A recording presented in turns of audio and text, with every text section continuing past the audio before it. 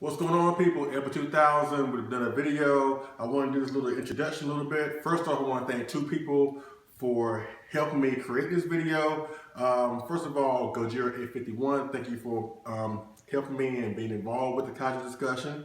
And number two, John Ruffin. You will see some of his picks during the course of this video. Thank you for allowing me let me use your picks.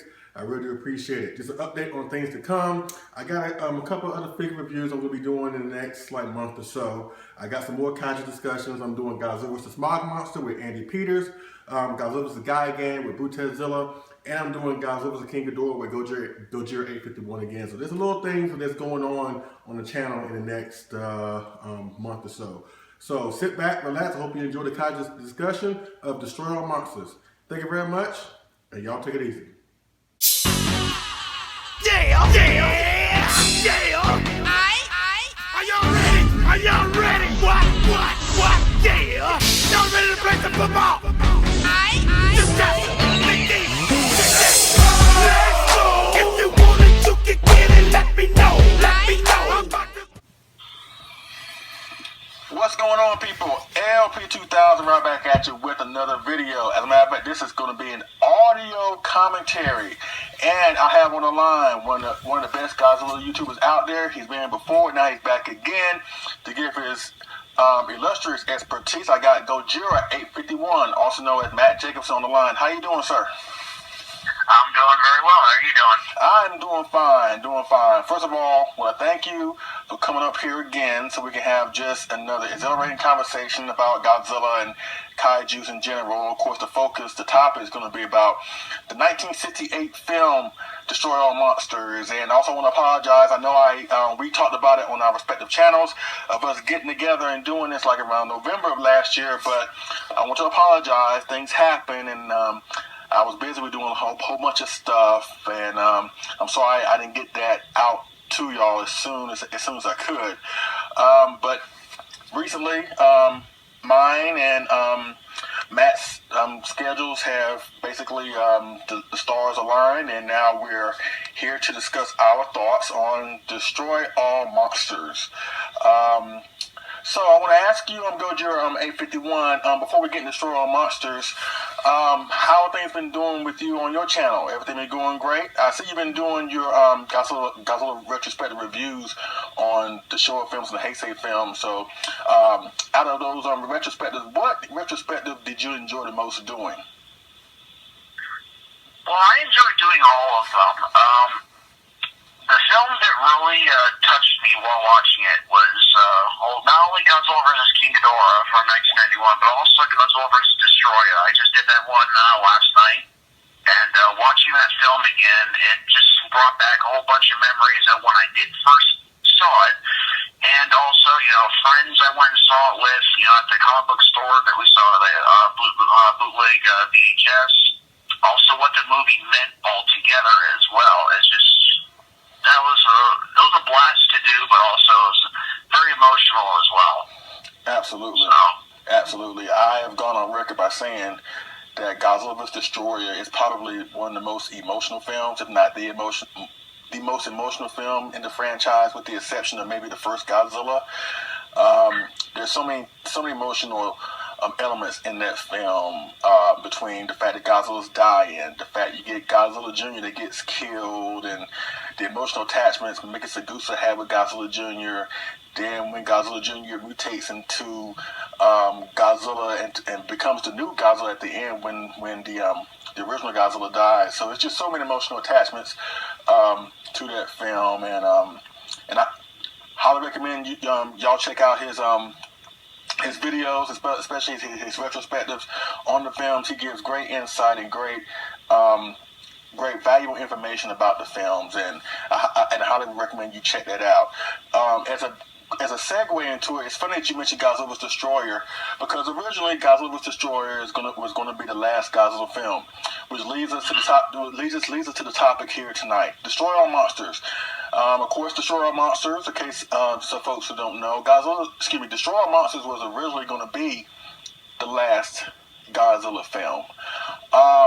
Before I go into my background with the film, tell me, Matt, your background with the film. How did you come about seeing it? When did you see it?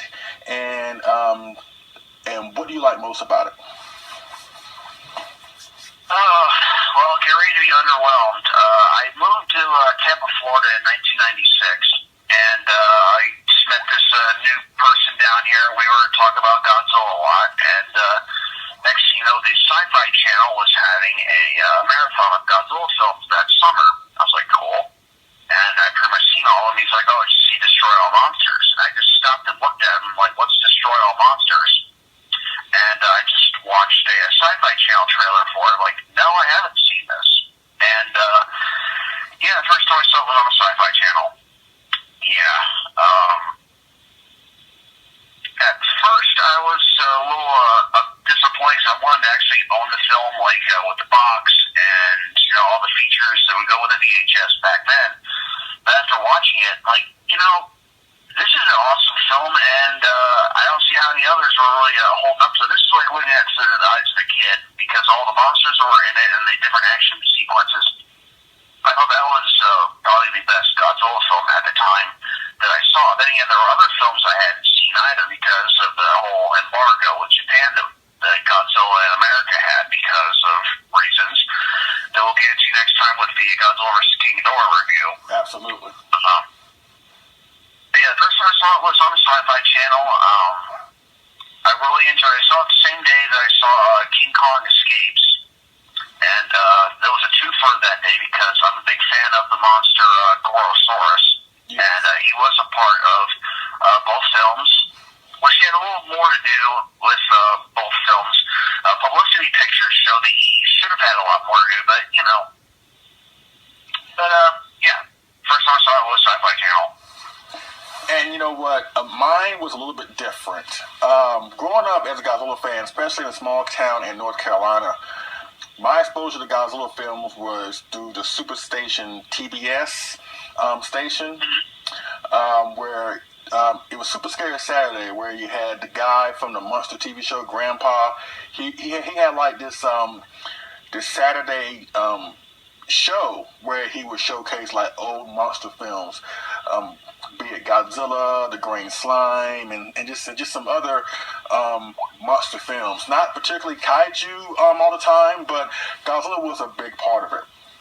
And that's what really got me into wanting to know more about the films. Of course, Godzilla vs. Megalon was my introduction into the series. But watching Super Scary Saturday really got me into it. And Destroy All Monsters was one of those films that I've heard rumblings about it, but it wasn't available to watch. And I don't understand why. Fast forward when they announced, or when they were bringing the great Godzilla film that came out in 1998, and I say that with the most sarcastic tone of my voice. That's when I came across a copy of Destroy All Monsters, because that's when they, in conjunction with the film, they brought back a lot of the old school Godzilla films on VHS. This was before like DVDs and Blu-rays and HD DVDs. As a matter of fact, that's what they got me my first exposure to the Heisei films, because I mean, as you know, for a while they would film the Heisei films, but they wouldn't come to America till like years later. I guess there were some issues about Toho didn't feel comfortable, I guess, letting go of the films, because they felt like that maybe the U.S. distributors wouldn't do right by dubbing them or whatever, which was true. But anyways, Destroy All Monsters came in all that hype for Godzilla 1998, and when I watched it, I liked it. I really did like it. Now there were some scenes in there that I've seen before. Like, there are some scenes, like in Godzilla vs. Gigan, for example. There are some scenes from Destroy All Monsters in the film. So when I saw Destroy All Monsters, I was like, oh, okay. So that made a lot of sense. And I've been hearing a lot of folks say, or I've heard people say, that this Godzilla film is the greatest of all time, mainly because of the fact that there's a lot of monsters in it. And I strongly disagree with that, which I would go into with my gripes with the film. But with that being said, you said it was underwhelming to you, but Tell me, what do you like most about the film? Like, what scenes grabbed you? The overall premise of the film. What do you like most about Destroy All Monsters? Well, I like the idea that they skipped the timeline all the way to 1999, even though this film was made in 1968, and all the Earth's monsters are now on one location. I like that idea, because it makes you wonder, how did they capture all these monsters? Dealing with Godzilla, number one, that's a pretty much impossible task right there. But now they've captured all the monsters and put them, especially the flying ones, the burrowing ones. How did they possibly do it? But they did do it, and they found scientific ways to keep them on the island. It's a very interesting concept. Yes. And then some outside force just takes over the place, Monster Island, in a matter of minutes. Right. And then we get to meet our human characters who have the whole entire scientific team. And then they try to mount a rescue. Then we meet our villains for the film, the Keylocks. Yes. Which, at first, they don't really seem that imposing, but then they start showing off some of their abilities as well. Right. And you start to understand, okay, so these people could take over what happened. And then you get to see where, their absolute control they have over their victims, I'd say. Yeah. Making them do things that they wouldn't normally do. And just the way how they turn some of the way the scientists on the island as well, had them do what they wanted to do as well. Especially Kyoko Manabe. Right. I thought she stole the show. I thought she was the best actor or actress, I should say, in the entire film. Absolutely. And the Queen of the Keylocks, it just seemed like her intentions were very vague. It's like, did she come to Earth to take over Earth, or did she just come to Earth so that she could forcibly repopulate her people and share the planet? It's like, it was a little vague there what she was doing. Right. But having the monsters, that was the big thing. Like, no one's ever been able to really control the monsters outside of Monster Island. Right. And she has, Gorosaurus attacking Paris. She has Rodan attacking Moscow. It's really interesting the way how it went, and then they find a way to break free of the monsters. Yeah, it's a really good film that I really enjoyed. And the final fight scene? Oh, the fight scene. Now, I don't know if you know this. I'm pretty sure that you know this, but the first time that they're in Tokyo, Godzilla, Mothra, Manda are all attacking Tokyo at the same time. There's actually a deleted scene in the film. Yeah, where Godzilla and what's up? Yeah, when Godzilla and Manda get into it. Yeah, I never really understood what I was about. I would have liked to see that actually play out. The film actually showing some kind of weakness in the Keylock control, but I guess they cut it for reasons. Can't really find a real reason why they did, but the reason why they did that because the producers felt that if Godzilla, Rodan, Mothra, and Manda are under alien control, which they were, it wouldn't make sense for them to really act on their own and fight amongst each other. It wouldn't give off the impression that the aliens were in full control.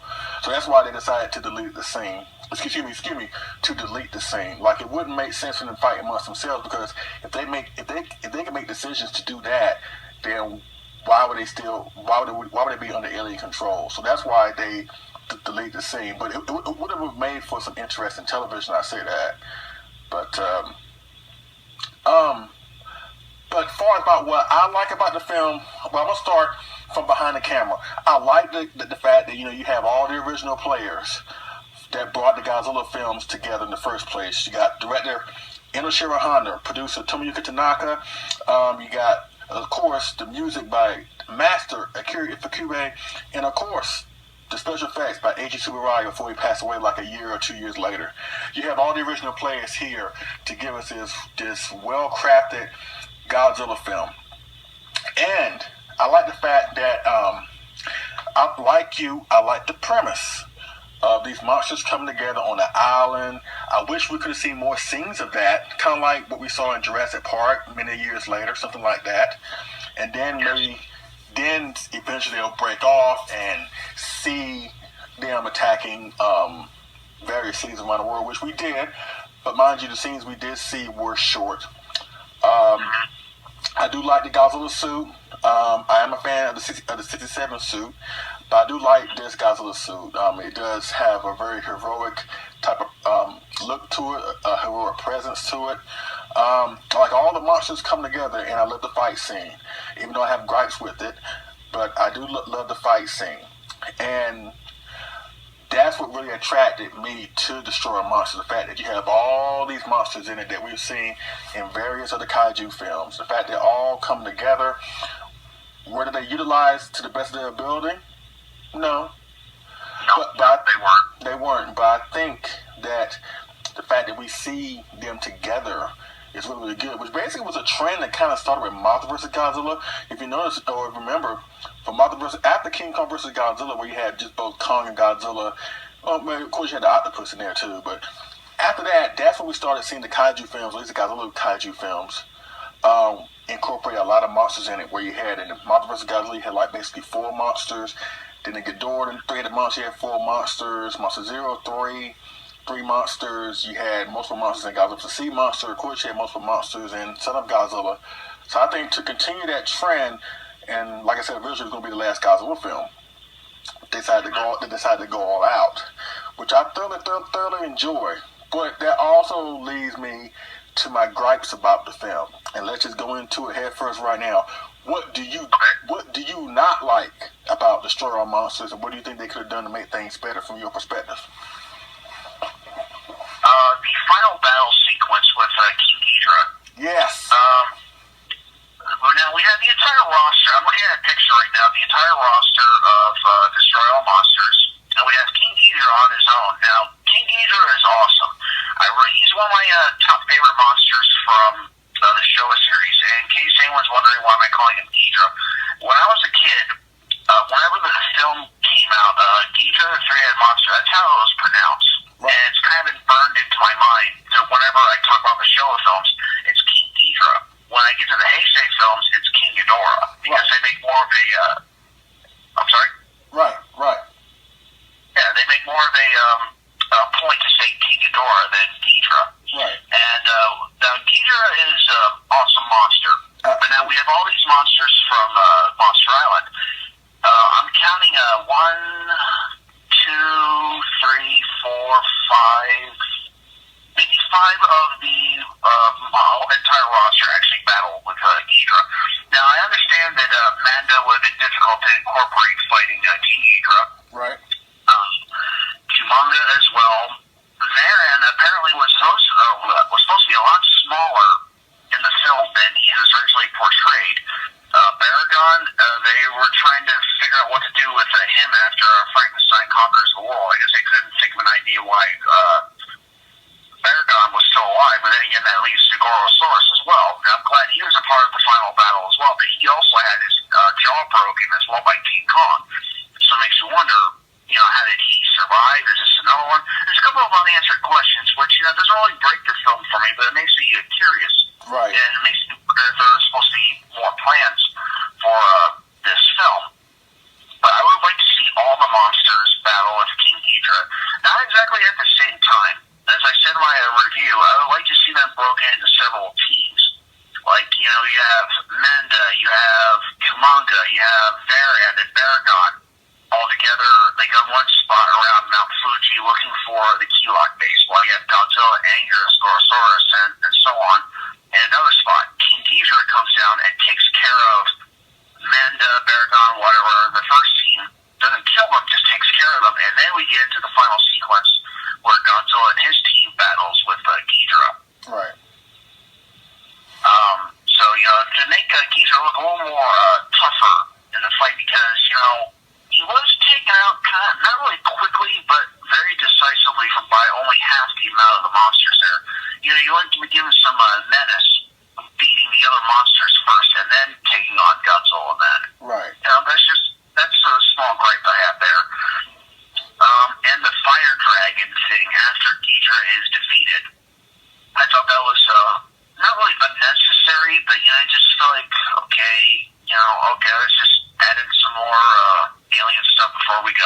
But then again, the Keloks were defeated right before the fire dragon really started doing its thing. So, I don't know. That's really the only gripe that I have. I wish the fight sequence was a little shot. Well, not always shot, but booked a little different. Absolutely. You know what? I have a multitude of gripes with this film. Now, let me just, before I go into my gripes, ladies and gentlemen, this is just my opinion. These are just our opinions. We're not trying to say what we're saying is the gospel and it should be the way we look at it, but this is just our opinion, so please respect them in the comments or whatever. But my first gripe is the fact that the story is kind of weak, especially coming off the heels of Monster Zero, and which, in my opinion, had a great alien invasion story. And now, in my opinion, the monster action in that film was kind of like the byproduct of the film. I think the sci-fi element was pushed to the front and the monster action was pushed to the back. I think this film kind of suffers the same fate. And I also think that by having so many monsters in the film, I think that was their Achilles heel, so to speak, because by having so many monsters in the film, and by boasting you have so many monsters in the film, the way they market the film, you would think that, you know, it would be like maybe at least 75% monster action and the rest would be the human action, but really that's not much really monster action, especially in this 88-minute film. And that's my other gripe with this film. If this film, because like I said, this originally was going to be the last Godzilla film. If this was going to be the last Godzilla film where we had no 70s films, no Heisei, no Millennium, I think that would have been a bad way to go out, in my opinion. I agree with you there. Right. So that's my opinion on that. Because, I mean, of course, some will argue, you know, there have been early alien invasion stories with monsters taking over the world, stuff like that. Case in point, Godzilla's a guy again. I think that's a great movie. Godzilla's Mechagodzilla.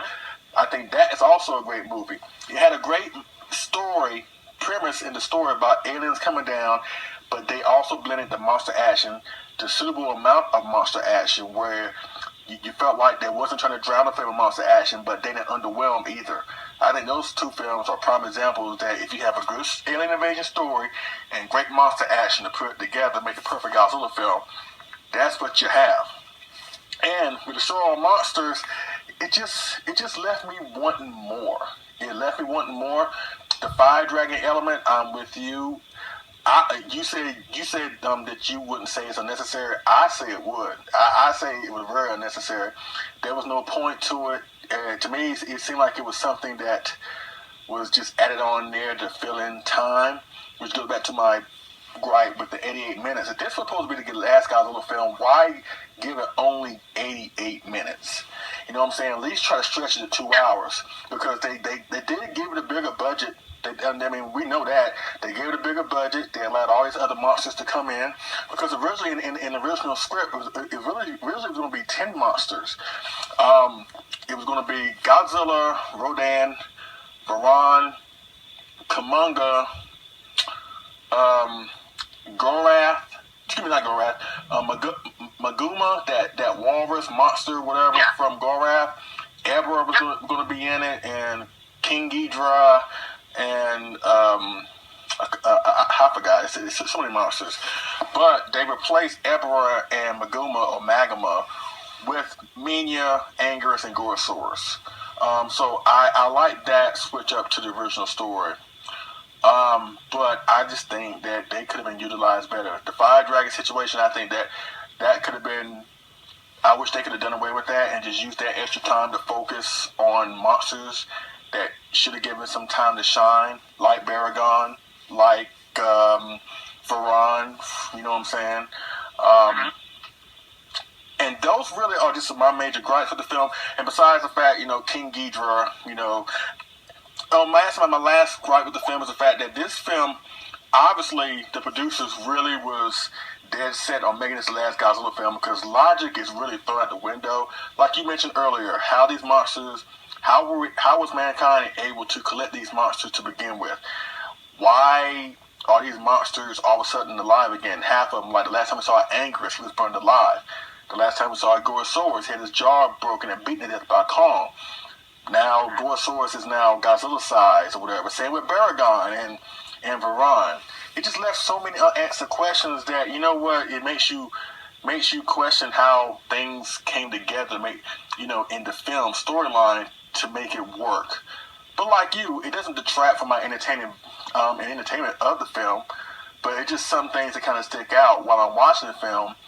But it's those reasons, and those reasons alone, why I say that this film is not the greatest Godzilla film of all time, despite the monsters in it. So that's my gripes with the film. But with that being said, what has the impact of this film, and what do you think its legacy will be as far as you're concerned?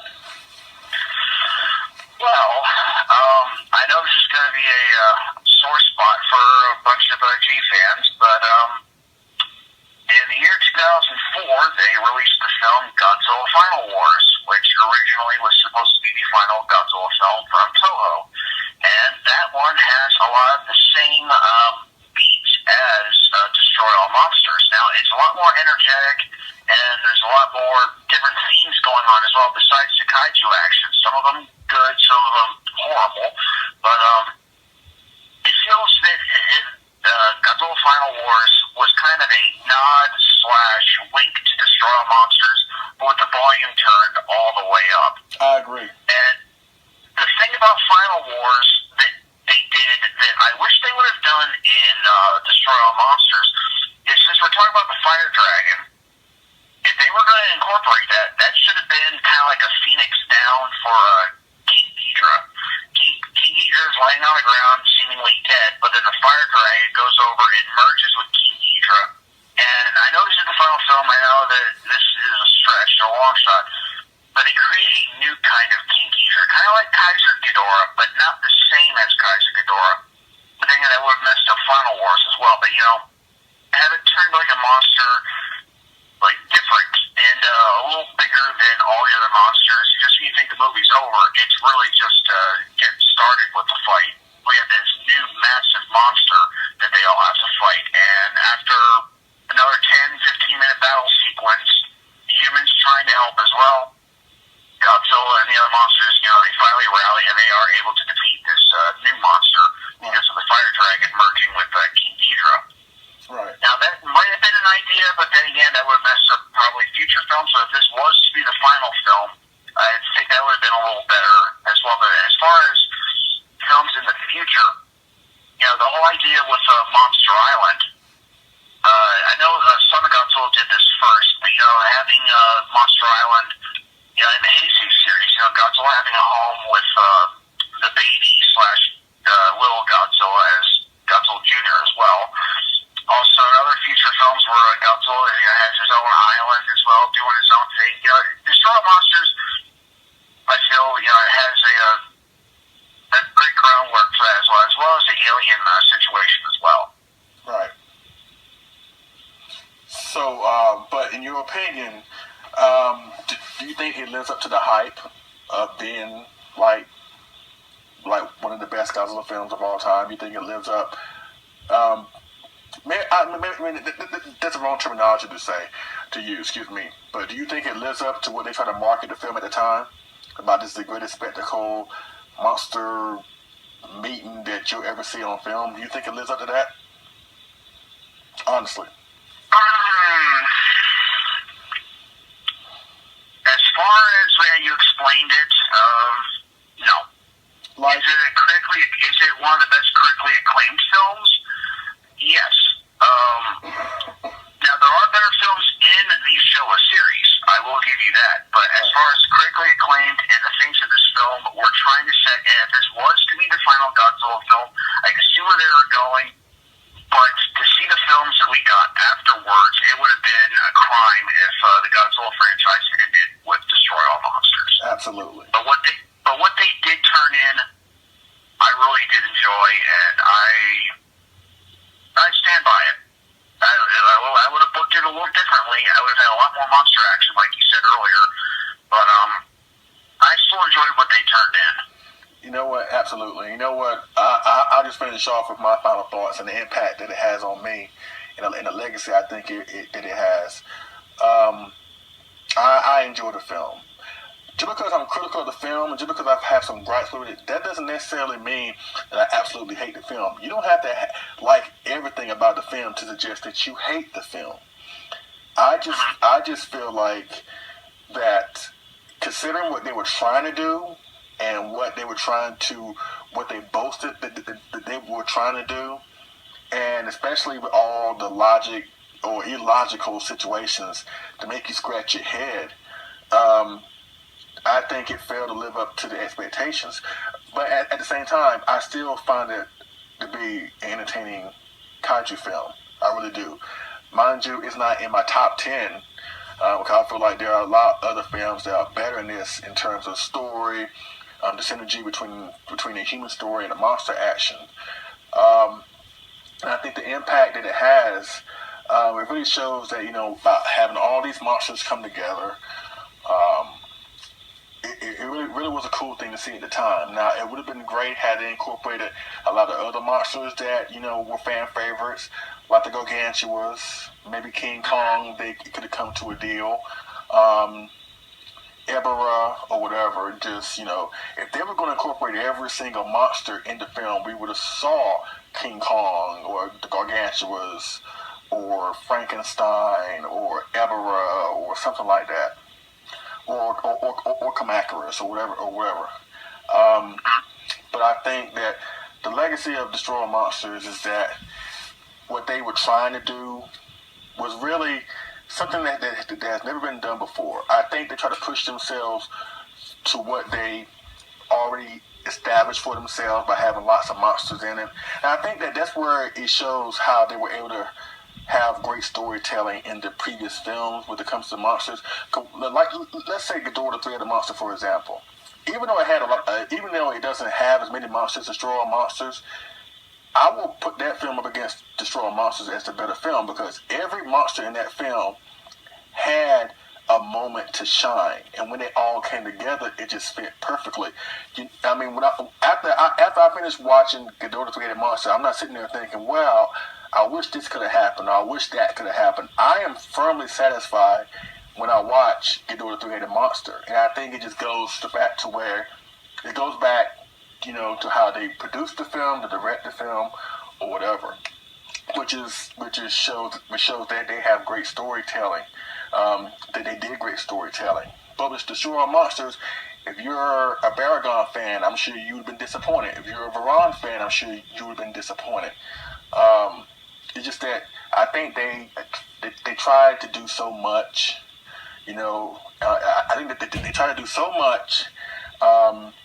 Everything they try to do was just too much to try to put on film, especially within 88 minutes. But I do applaud their efforts, what they try to do. But like I said before, had this been the last Godzilla film ever, I think it would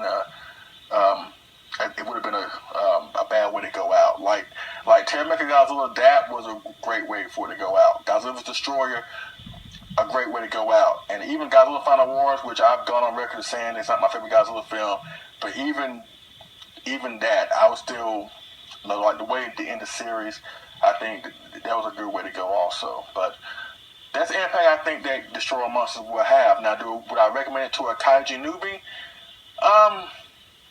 It just depends. I would say that if you want some monster action, if you're looking for great monster action, you have to have some patience with this film. It does drag on a little bit. You're going to have to go through an elongated human story to get to the monster action. But if you're patient, once it delivers, it really does deliver, especially at the end with the monsters coming together fighting King Ghidorah. So that's my thoughts of Destroyer Monsters. Have you got anything else that you want to add for us, film? Yes, actually two things. I'm a big Gorosaurus fan, so that's probably why I look on this film with more fondness, because he actually got a lot of moments to shine in this film. Yes. But one thing that is, I don't know if they're criminally underrated in the Godzilla films, but let's talk about the human aspect here. Okay. Now, we did go into Godzilla versus Monster Zero and Ghidorah the Three-Headed Monster. The human is dealing with alien forces.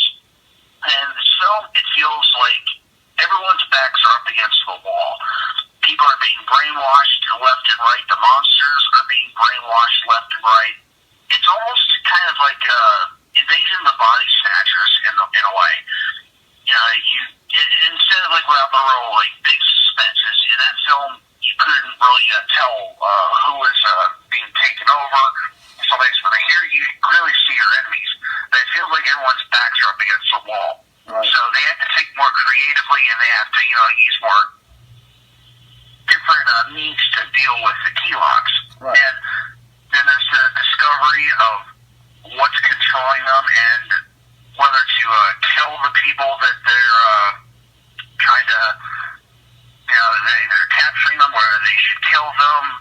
They're trying to question them, and they're actually killing themselves, to keep quiet, or whether they control to do that. But the biggest scene, in my opinion, for the humans is when Kyoko comes to Tokyo after Godzilla and everyone destroyed Tokyo for the first time. Right. And she has the earrings on, and I can't remember the name of the main character of the film. Katsuo, I think his name is. Yeah, Katsuo. I know him better by his real name, Akira Kubo. Yeah, the lead astronaut, the guy from Monster Zero. Yeah. Yeah. Okay. There's a scene where he's trying to, reason with her, and she's just, doll face, and he whips the earrings off of her, and then she returns back to her normal self. Yeah. It feels like that was gripping to me. I actually really enjoyed seeing that, and then them all working together and bringing the monsters back.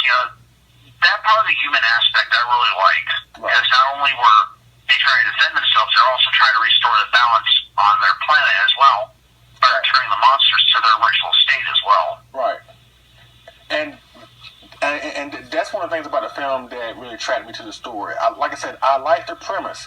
I like the fact, they're in the future, or whatever, and, they got all the monsters together, all together on one island. I mean, I enjoyed the premise of the film. I do like how they have their headquarters, where they have have cameras in different sections of the city, as well as various cities around the world. I do like that. I think if that was to happen in real life, it would be like at least a facility that would have these screens all over the world. Like I said, I do like how or where they wanted to go. I just think that it was a situation where they bit off more that they could chew. And since they felt like it was going to be the last Godzilla film anyway, they probably felt like, hey, we're just going to do the best that we can do, because we're not making any more of these anyway after this. So I guess they have to be satisfied with what they give them. Not trying to say they gave us a mediocre product. They didn't. But I wish it would have been a little bit more. But even still, I still like the film. I still think it's a very enjoyable film. And it's really a standout entry in the Godzilla series. And basically, yeah. So and that basically concludes our commentary of Destroy All Monsters from 1968. Like I said, originally it was going to be the last Godzilla film. It wasn't, and like I said before, it's a good film. It's a standout entry in the series. I wish on my part it would have been a little bit more than what it was, but at the same time, it doesn't take away from the entertainment value of the film. Matt, you got anything you want to add to that also before we close out? Yeah, just one final time. These are just opinions. We're not saying that we dislike the film. Far from it. We're clearly saying we do like the film. The things that we're not really asked. The things we're saying, they're just ideas that could have been a place in the film as well to give it, a bigger send-off. But then again, if they did give it a huge send-off and they did put all their chips on this one movie, then we wouldn't have gotten Godzilla vs. Gigan. We wouldn't have gotten Godzilla vs. Mechagodzilla. Because in a way, you said earlier, and I know you said this earlier, that the film left you asking for more. Well, it left a lot of people asking for more, and that's why we got more films. So in a way, I'm kind of glad at the end the way it was done. I mean, they did give it a big send-off, like, yeah, this is the end. but it left people pining for more, so they actually started giving us more then. Now, Godzilla's Revenge, that was not good. I'm sorry. In my opinion, that's an after-school special. Okay, they could have cut a lot of the scenes out of that and just made it a solo minion story. That's what it felt like. But then we started getting, Godzilla vs. Gigan. We got Megalon. You get to see, we got Jaguar. We get to see the awesome Mecha Godzilla. It has a tendency to break all the time, but got to see Titanosaurus. Got to see the return of King Ghidorah, which in a way kind of messes up the timeline. Because if this was if the Destroyer Monster was supposed to be in 1999, Godzilla vs. Gigan was in 1970. So, in a way, it's like, all right, so is he dead? Is he not dead? Are they following the timeline? Did that actually happen? There's a bunch of little questions there, but still fun stuff. And I'm glad that they moved on after Destroyer Monsters rather than letting it end. Once again, like I said, logic is thrown out the window, but you know what? It doesn't mean that it made for a bad Godzilla film. It really wasn't. It doesn't take away from entertainment value of the film at all. It's just one of those things where you have to just accept it for what it is and just enjoy it. And basically, don't compare it to anything else. Don't try to say, what could have happened or whatever, even though those inconsistencies are basically blaring you in the face when you watch the film. But it's still a good film and a good entry in the Godzilla franchise. And I want to thank you so much, Matt, for coming on here. And I want you to go to his channel, Gojira851, for unboxings, Godzilla movie reviews, everything, even wrestling commentaries, everything you want to know about those incredible topics. Please go to his channel, Gojira851, and we're going to have another Kaiju discussion sometime in the middle of next month, after Valentine's Day, and we're going to be talking about my favorite film in the Heisei film, in Heisei era of Godzilla, and also Matt's. Is Godzilla the King of Ghidorah your favorite film of all time? I forgot. I had to say yes. I'm a big fan of other films, especially Godzilla versus Mechagodzilla '93. But Godzilla versus King Ghidorah has got to be the golden horse there. Okay, so that's going to be our next Kaiju discussion. Godzilla vs. King Ghidorah from 1991. I can say right now, I will be thoroughly enjoying. I'm looking forward to that Kaiju discussion. Like I said, that's my favorite film in the Heisei series. It has my favorite incarnation of Godzilla in the Heisei series. There's so much that I want to talk about when it comes to that film, and I can't wait to talk about it with Gojira851 come next month. So please stay tuned for that. In the meantime, please check out the channel, like I said, Gojira851. You will not be disappointed with the content that this guy provides. And Gojira851, Matt Jacobson, I really do appreciate you coming on, and we got to do it again next month. You down? I'm down. Thank you very much for having me on. All right. Guys, check out our videos towards the end of the month as well. The Yuji Sakai GMK Godzilla is being released. I'm getting mine from Hobby Search. Unfortunately, I think they're sold out right now, but I'm going to have an unboxing and review video for that. Are you getting that one? Yes. My wife and I is getting one. As a matter of fact, she'll be part of my review when I do that one, because GMK is her favorite Godzilla incarnation, so I got to have the queen with me when I do that. So oh yeah, I'm just worried that the missus is going to be a little upset with the figure. I think it looks fantastic, but it's not a complete depiction from GMK. They actually made him a little taller and a little skinnier. It's the Yuji Sakai version, so he looks a little different than the film. So, I think it looks awesome. It's just, I don't know about how hardcore she is with the film, but I'm looking at a picture of him right now. He's a lot taller, and his legs are a little thinner than he is in the film. But, why don't you guys talk about that when he comes in? Well, actually, I showed the pictures of when the pictures first hit the web, or when it first hit the groups, and she absolutely loves it.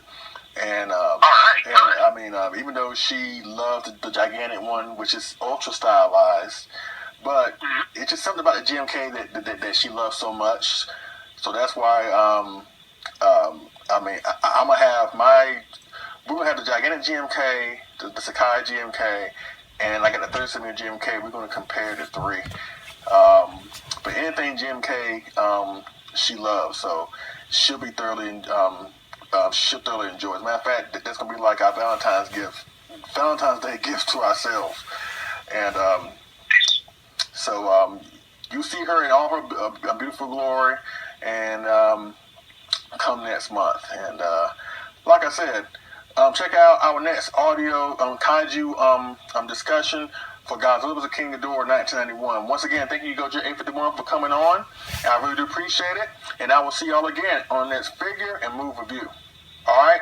Y'all take it easy. Thank you, Matt. Have a good night, everyone. Thank you, Matt. Thank you.